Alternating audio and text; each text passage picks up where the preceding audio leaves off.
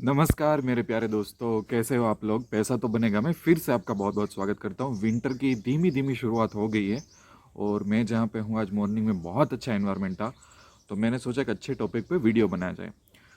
अब आपको पता हो तो हर रोज़ रात को 8 बजे मैं एक वीडियो पोस्ट करता हूँ निफ्टी और बैंक निफ्टी का एकदम सिंपल प्राइस एक्शन एनालिसिस हम करते हैं, और कई बार अपॉर्चुनिटी मिलती है तो साथ में एक दो स्टॉक भी मैं ले लेता हूँ।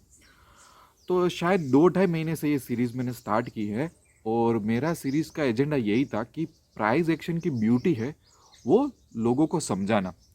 तो मुझे क्वेश्चन आता है कई बार जब से मैंने सीरीज स्टार्ट की कि सर आप जिस तरह से प्राइस एक्शन समझा रहे हो, चार्ट में अलग अलग चीज़ें बता रहे हो, वो बहुत ही अच्छी, मज़ा आ रहा है, पर आप लेवल्स क्यों नहीं दे रहे हो निफ्टी और बैंक निफ्टी पे। तो इसका आंसर बहुत इंटरेस्टिंग है कि मैं लेवल्स क्यों नहीं दे रहा हूँ दूसरे लोगों की तरह। तो आंसर मेरा सुनना, वीडियो पेशेंस के साथ सुनना, बहुत मज़ा आएगा, एक अलग इंसाइट मिलने वाली है। यूट्यूब में एक और अपने स्टॉक मार्केट में एक ट्रेंड हो चुका है कि हन करीबन 100 में से 99 जो यूट्यूब चैनल्स है वो कॉल्स देती है, टिप्स देती है, निफ्टी बैंक निफ्टी के लेवल्स देती है। हज़ारों टेलीग्राम चैनल है वही करती है। और पिछले 2-3 सालों में जितने भी नए ट्रेडर आ रहे हैं उनको एक एडिक्शन हो गया है टिप्स का, कॉल्स का और लेवल्स का। ठीक है, ये एक सिचुएशन बन गई है। फिर भी मैं और ऐसे चुने गिने कुछ लोग आज आज भी कभी भी निफ्टी और बैंक निफ्टी के कोई लेवल्स या तो टिप्स नहीं दे रहे। उसका एक रीज़न बता देता हूँ। सबसे एक बहुत बड़ा रीज़न कि मैंने स्टॉक मार्केट्स की शुरुआत जब मैं 17-18 साल का था तब से मैंने की है, और अभी मेरी एज है 33। तो इतने टाइम में मैंने बहुत, मेरी लाइफ में भी बहुत उतार चढ़ाव आया है, स्टॉक मार्केट की जर्नी में भी उतार चढ़ाव आया है, बहुत मिस्टेक्स की, काफ़ी सारा लर्न किया, काफ़ी सारा कमाया, काफ़ी सारे लोगों से मिला। राइट, मैं कितने लोगों से मिला होऊंगा अभी तक, कितने ब्रोकर्स को मिला होगा, कितने ट्रेडर्स को मिला होगा। मैंने आज तक ऐसा कोई एक ट्रेडर नहीं देखा मेरी लाइफ में कि जो बंदे को मैं मिलूं और वो बोले कि मैं मेरे घर के खर्चे निकाल रहा हूं किसी की दी हुई टिप्स या कॉल से। समझ रहा, वो बंदा मुझे आके बोले कि मैं कंटिन्यूअस कुछ ऐसी इनकम कमा रहा हूं जिससे कि मैं मेरा घर का खर्चा या वो सब चुका पा रहा हूँ, और या तो ऐसा ट्रेडर क्यों बोले कि इस बंदे की टिप की वजह से, इसकी कॉल की वजह से, इसके बैंक निफ्टी निफ्टी के लेवल की वजह से मैंने मेरी जॉब छोड़ दी, मैंने स्टॉक मार्केट को 100% अपना लिया, मेरी लाइफ में काफ़ी सारा चेंज है। ऐसा आज तक मुझे कोई ट्रेडर नहीं मिला, और मुझे नहीं लगता कि मुझे ऐसा ट्रेडर फ्यूचर में भी मिलेगा। ये एक बहुत बड़ी रियलिटी है जो कोई नहीं बोलेगा और कोई नहीं बताएगा। अब ऐसा क्यों है वो भी मैं आपको बता देता हूँ। शॉर्ट टर्म बेसिस पे हो सकता है कि आप किसी की टिप्स फॉलो कर रहे हो, किसी के निफ्टी बैंक निफ्टी लेवल्स या तो कुछ भी टिप्स वगैरह फॉलो कर रहे हो शॉर्ट टर्म बेसिस पे आपको सक्सेस मिल सकती है। वो शॉर्ट टर्म बेसिस मतलब क्या, 3 महीने, 6 महीने, 1 साल, इवन 2 साल।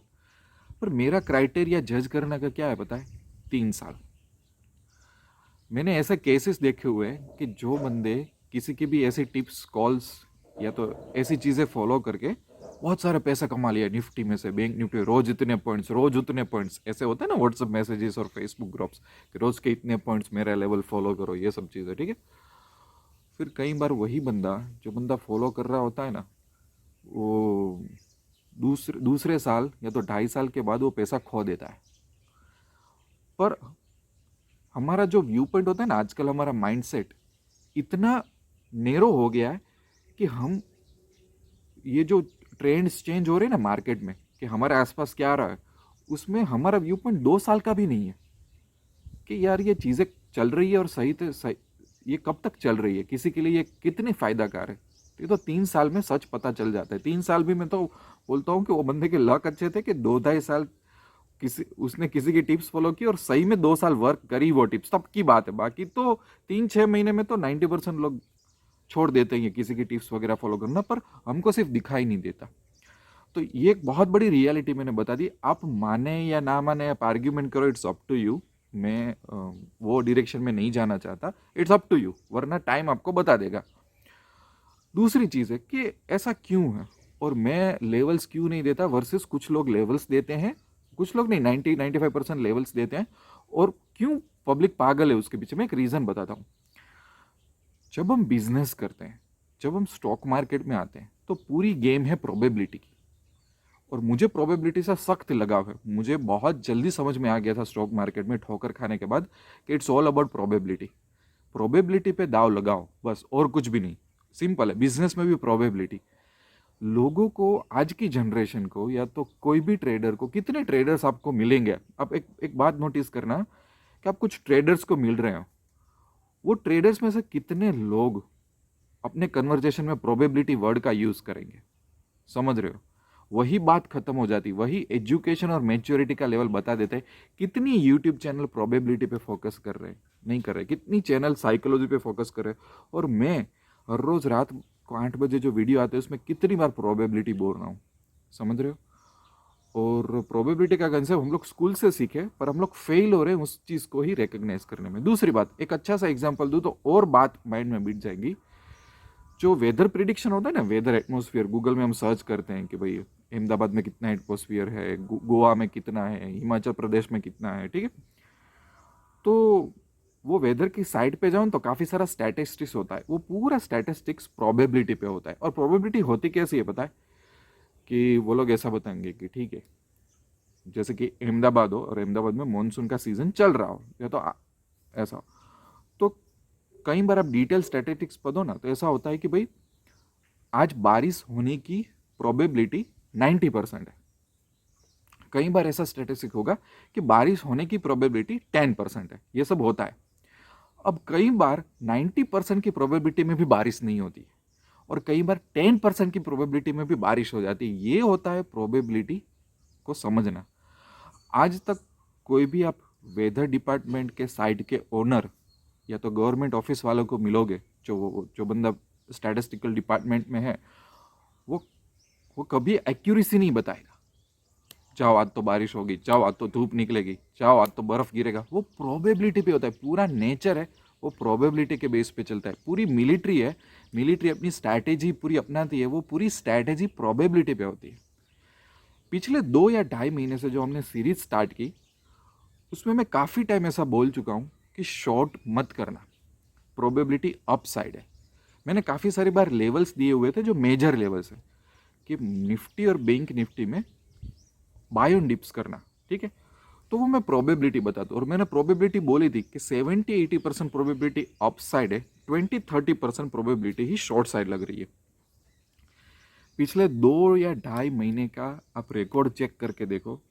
काफ़ी सारे फेसबुक ग्रुप्स हैं, काफ़ी सारे टेलीग्राम्स ग्रुप है, और काफ़ी सारे अलग अलग दूसरे सोशल मीडिया ग्रुप्स है। इसमें कितने ट्रेडर्स रो रहे हैं शॉर्ट कर करके, अब देख के आओ। दूसरा, कि यही 2 ढाई महीने के दौरान कितनी ये टेलीग्राम चैनल, यूट्यूब चैनल अलग अलग लेवल बोल रही है कि इस पे शॉर्ट करो, इस पे शॉर्ट करो। हालांकि प्रोबेबिलिटी शॉर्टिंग की दिख रहा है चार्ट में से, वीकली चार्ट में से, आर्ली चार्ट में, कि प्रोबेबिलिटी शॉर्टिंग की अगर आप डायरेक्शनल ट्रेड कर रहे हो तो सिर्फ 20-30% है, ठीक है। दूसरा एक बहुत बड़ा क्वेश्चन है, कि मैं वो क्वेश्चन आपको पूछना चाहता हूँ कि क्या स्टॉक मार्केट डेली बेसिस पे लेवल्स पे चलता है? उसको आपके लेवल्स की कुछ पड़ी होगी, ठीक है।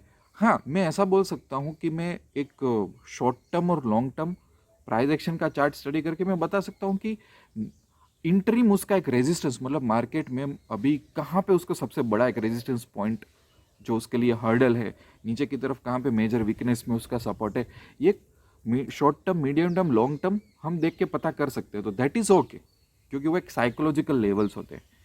पर डेली बेसिस पे लेवल्स प्रोवाइड करना, टिप्स फॉलो करना, जो आजकल का जो ट्रेंड बन गया है कि निफ्टी 18,000 पे क्लोज हुआ है तो कल जाके अगर वो 18,100 के ऊपर ओपन होगा, या तो 17,000 तो ऐसा करना, 17,900 पे थोड़ा नीचे ओपन होगा तो ऐसा करना, कहीं पे बीच में ओपन होगा तो ऐसा करना। ये सब आजकल इसलिए चल रहा है क्योंकि जो स्टॉक मार्केट में लोग आ रहे हैं उनको भी एकदम फिक्स चीज़ें चाहिए, जो जॉब माइंडसेट के साथ, जॉब वाले लोग होते हैं, जैसे कि काफ़ी लोगों का माइंडसेट जॉब होता है, इसमें खराब नहीं है, पर मैं एक माइंडसेट की बात कर रहा हूँ। जो लोग जॉब माइंडसेट होते हैं ना, उनको एग्जैक्ट चाहिए कि नहीं 50,000 की सैलरी, उसमें से कट के हाथ में आएगा 48,000, तो इतना टैक्स बचेगा, इतना पीएफ में जाएगा, और इतना मुझे इंक्रीमेंट मिलेगा।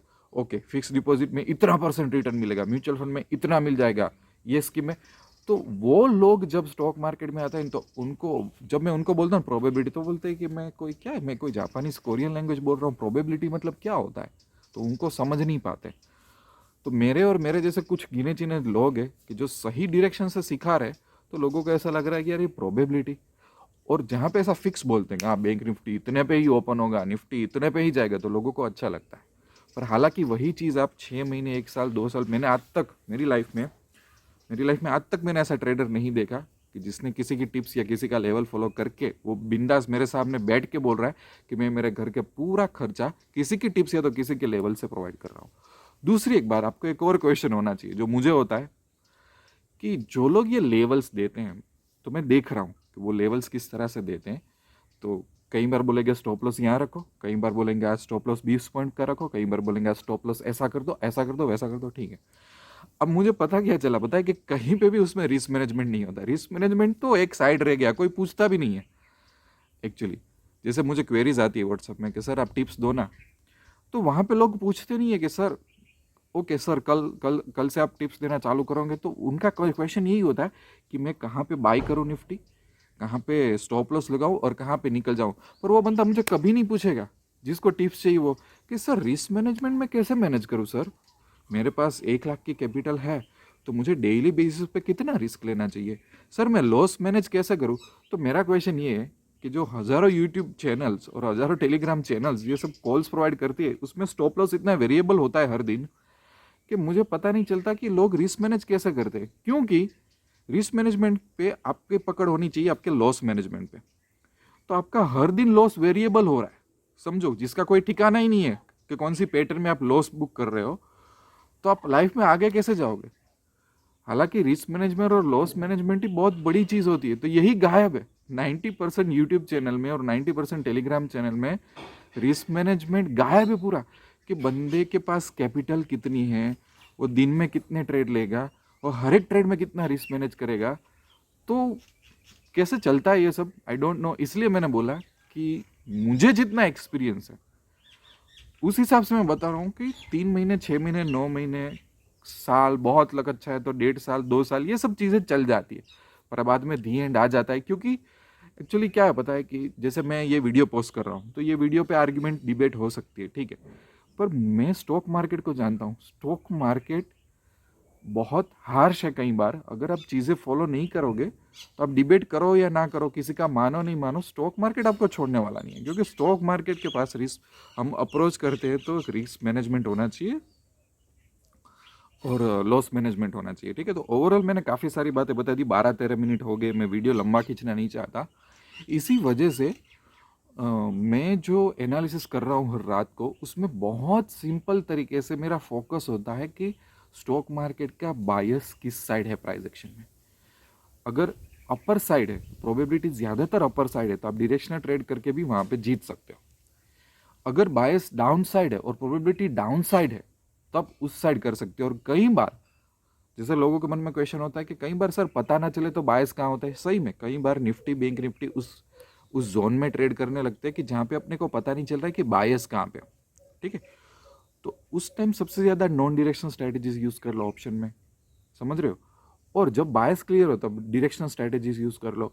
और पिछले 2-2.5 साल से 2-2.5 महीने से जिस तरह से कंटिन्यूस निफ्टी और बैंक निफ्टी ने ओवरऑल अपसाइड की मूवमेंट दी है, तो मैंने बोला हुआ है जैसे कि मेरा और भाई का भाई के ऑप्शन का पोर्टफोलियोज है 2-3, राइट। तो हम लोग क्या करते हैं, हमको पता है कि इसका बायस अपसाइड है, तो जो भी नॉन डायरेक्शनल स्ट्रैटेजीज फॉलो कर रहे हैं उसमें डेल्टा न्यूट्रल करके ही फॉलो कर रहे हैं।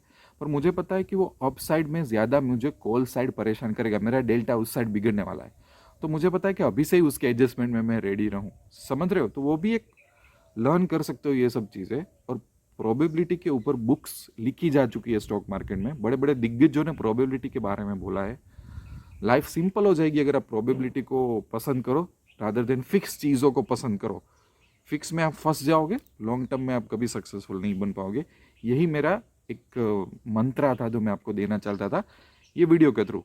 जो लोग फॉलो कर सके वो ठीक है, जो लोग ना फॉलो कर सके उनको मार्केट सिखा देगी, चाहे उनको सच्चा कड़वा लगे या मीठा लगे, मार्केट उनको टाइम पे सिखा देगी कि क्या चलेगा या क्या नहीं चलेगा। मार्केट के सामने किसी की भी नहीं चलती।